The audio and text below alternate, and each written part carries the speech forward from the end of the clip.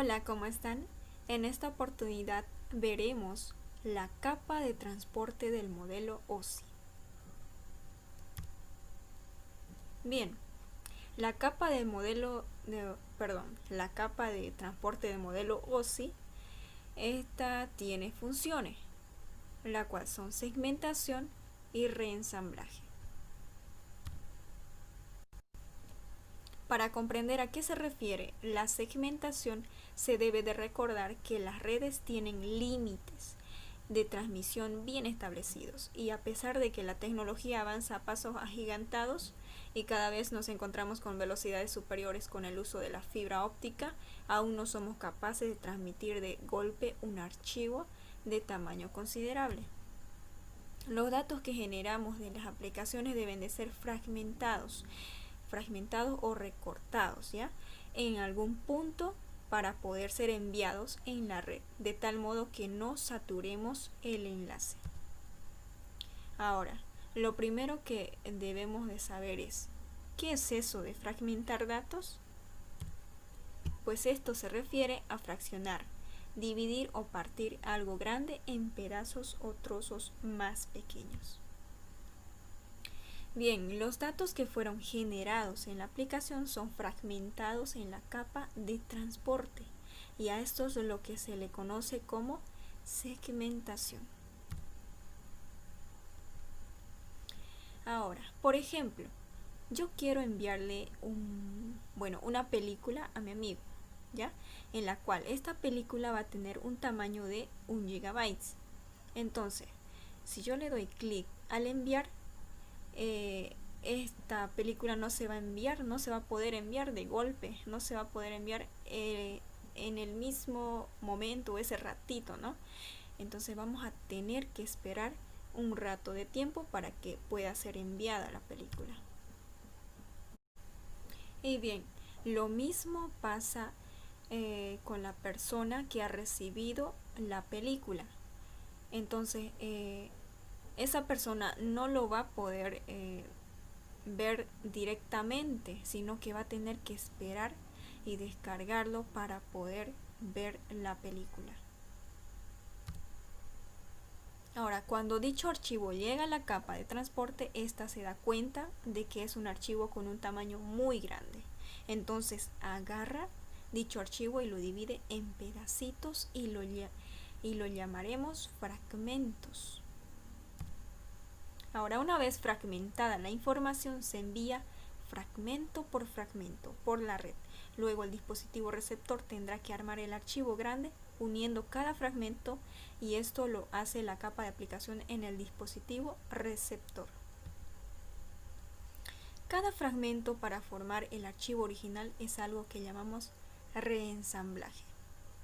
Entonces, la capa de aplicación realiza estas dos funciones: fragmentación de los datos en el dispositivo de origen y reensamblaje en el dispositivo receptor.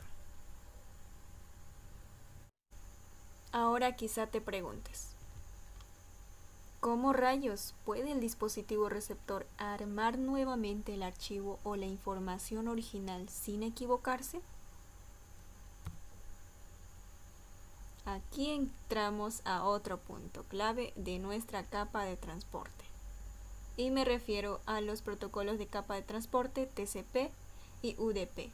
Estos dos son los protocolos de capa de transporte que corren en las redes actuales. Ahora, si nos regresamos a la pregunta anterior que decía, ¿cómo rayos puede el dispositivo receptor armar nuevamente el archivo o la información original sin equivocarse? Bueno, realmente dependiendo del protocolo que se utiliza o que se utilice para enviar los datos, dicha información puede armarse inequívocamente o no. Incluso puede llegar a armarse completamente o no. Esto va a depender del protocolo que se utilice en la capa de transporte. Ahora hablemos un poco del protocolo TCP. Cuando en las comunicaciones se utiliza TCP, podemos estar tranquilos, ya que este es un protocolo orientado a la conexión, lo que significa que mientras todos los fragmentos generados en la capa de transporte no lleguen sanos y salvos a su destino, entonces dichos fragmentos se volverán a enviar para esto. Entonces, para esto, las capas de transporte tanto del dispositivo emisor como el receptor se mantienen en constante comunicación o diálogo, y así sabrán si la información ha llegado completa y correctamente. Ahora, volvemos a la pregunta anterior. ¿Cómo rayos puede el dispositivo receptor armar nuevamente el archivo o la información original sin equivocarse? Pues, en el caso de que se utiliza el protocolo TCP, cuando el archivo o la información es fragmentada en la capa de transporte a hechos fragmentos, se le asigna un nuevo número secuencia. Por ejemplo, imaginémonos que un archivo el cual es fragmentado en 1000 pedazos. Generamos, viene el protocolo TCP, asigna un número cada fragmento. Puede ser 1, 2, 3, 4, 5, 6 y así sucesivamente, ¿no? Siguiendo los números de secuencia, y de este modo se logra que la información sea reensamblada inequívocamente.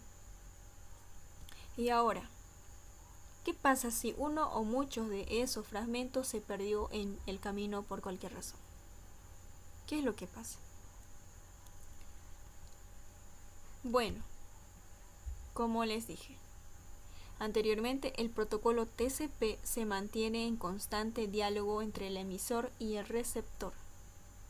Así, si el receptor esperaba, por ejemplo, el fragmento con número de secuencia 10 y no recibe el 10, sino que el 11 y luego el 12 y luego el 13 y así sucesivamente, entonces envía un mensaje de regreso al emisor para indicarle que le envíe que le reenvíe el fragmento con número de secuencia 10. Y así se logra que la información se rearme completa e inequívocamente. Ahora contestemos la misma pregunta anterior, es decir, ¿cómo es posible que el dispositivo receptor pueda armar nuevamente el archivo o la información original sin equivocarse, pero esta vez haciendo uso del protocolo UDP? En este caso, como se usa UDP, realmente el archivo o la información que enviemos puede o no llegar completa o rearmarse en su orden debido o no.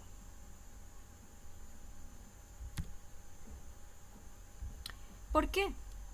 Simplemente porque cuando se utiliza el UDP, a la hora de fragmentar los datos, estas no son etiquetados con número de frecuencia, así que son enviados de la forma que se fragmenten y en el destino son rearmados a como lleguen y los que lleguen, ya que, como dije hace un momento, la información puede perderse en el camino, entonces si ciertos fragmentos no llegaron, no importa.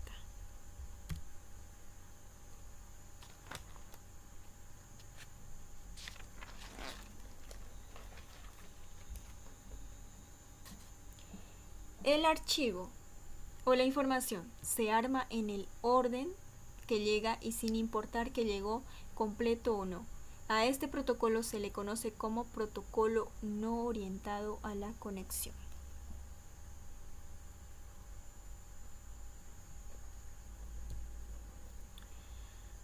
No mantiene un diálogo con su homólogo en la capa de transporte del dispositivo receptor.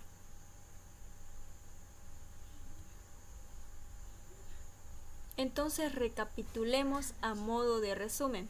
La capa de transporte realiza dos funciones principales: segmentación y reensamblaje.